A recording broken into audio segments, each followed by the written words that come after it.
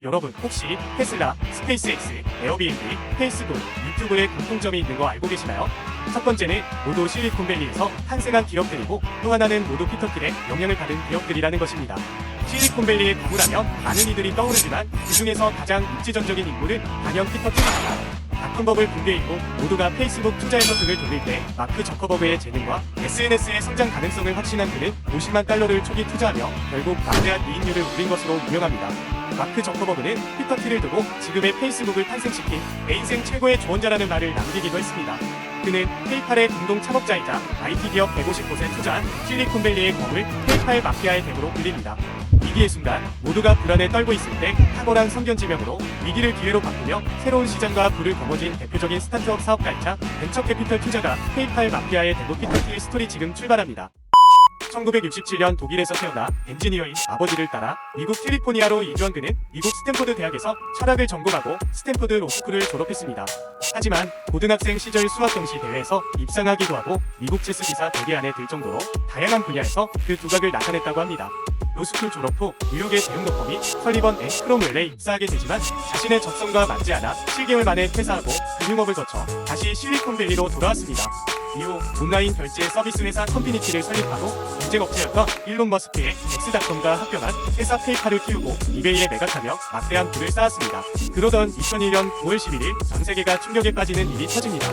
9대의 대형 여객기가 뉴욕 세계무역센터에 충돌하여 높이 100여 층의 쌍둥이 빌딩을 화염에 휩싸이고 이내 거짓말처럼 거대한 흙먼지와 함께 무너져 내렸습니다. 그 사건을 바라본 피터 틸은 애도와 분노하는 것으로 끝내지 않았습니다. 로스쿨 동기인 앨릭스 카프와 함께 테러의 위협과 사이버 범죄들을 예측하는 빅데이터 회사이자 IS를 공포에 떨게 한 페런티어 테크놀로지를 2003년 설립하게 됩니다. 이후 페런티어는 획기적인 솔루션 시스템을 보유하며 두터운 신뢰를 얻게 되는데 대표적으로 테러 조직 검거, 자금 세탁 방지 등에 사용되는 부담, 상업 부분의 결제 데이터를 분석하는 파운더리, 금융 관련 범죄를 분석하는 메트로폴리스 등의 세 가지 시스템으로 미국의 FBI, CIA, 국방부, 연방정부기관, 금융기업, 군수기업 등을 주고객으로 삼을 수 있게 되었습니다. 그리고 현재 4차 산업혁명에서 빅데이터는 가장 중요한 요소로 꼽히기 때문에 페런티어는 더 크게 성장할 것이라는 전문가들의 추측이 지배적입니다. 그렇다면 과연 피터 틸은 어떻게 현재의 스타트업 사업가로서 그리고 투자가로서 실리콘밸리의 거물이 되었을까요? 피터 틸의 저서 제로 투 원에서 인류 진화의 혁신을 가져오는 위대한 발명들은 모두 0에서 1로 나왔을 때 시작되었다고 전하고 있습니다. 숙박 앱이나 흥행하며 비슷한 숙박 앱들이 쏟아져 나오는 것처럼 현재 많은 기업들이 기존에 존재하던 것에서 조금 다르고 편리하게 바꿔 재창조하며 출시하고 있습니다. 하지만 그가 지향하는 0에서 시작해 1로 만드는 것은 전혀 새로운 것을 만드는 것이므로 그보다 한 단계 고차원적인 문제입니다. 그는 비즈니스에서 경쟁이란 아무도 이윤을 얻거나 발전하지 못하고 그저 생존을 위해 싸우면서 버티는 것이라 이야기합니다. 경쟁은 일종의 이데올로기적 강박관념으로 해묵은 기회를 n분의 1로 나누며 이는 기업의 근본적인 질문을 백지화시킨다고 합니다. 그는 경쟁 대신 힘을 합치고 독점하라고 강조했습니다. 그런 그의 경영 철학 때문일까요?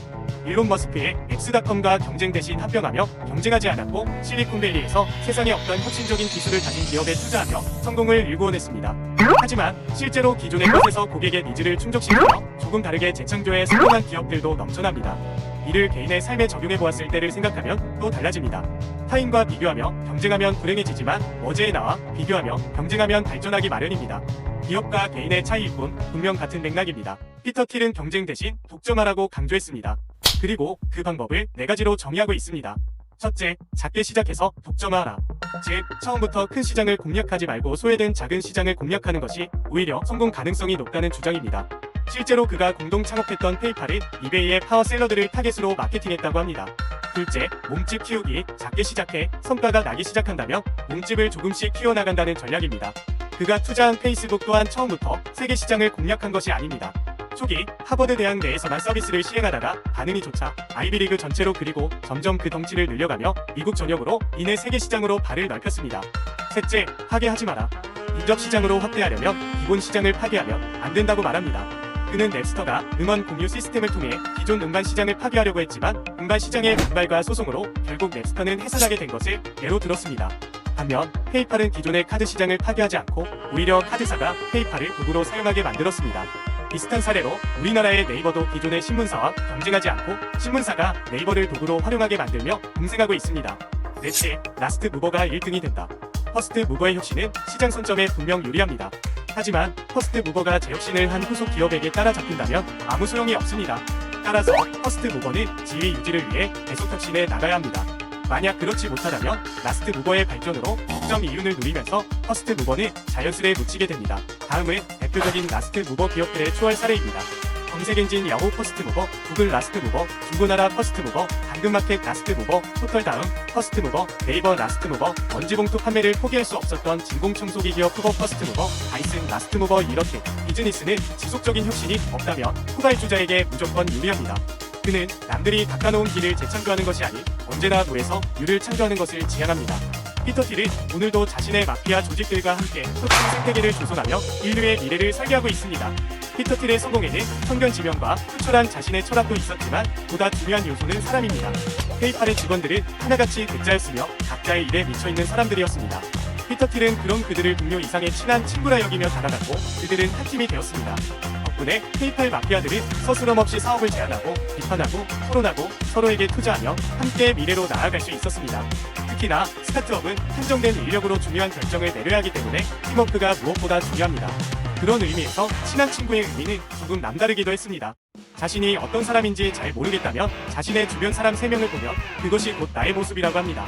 피터 틸의 주변에는 테슬라, 스페이스X의 창업자 일론 머스크, 유튜브 창업자 스티브 첸, 링크드인의 창업자 리드 호프먼이 있었습니다.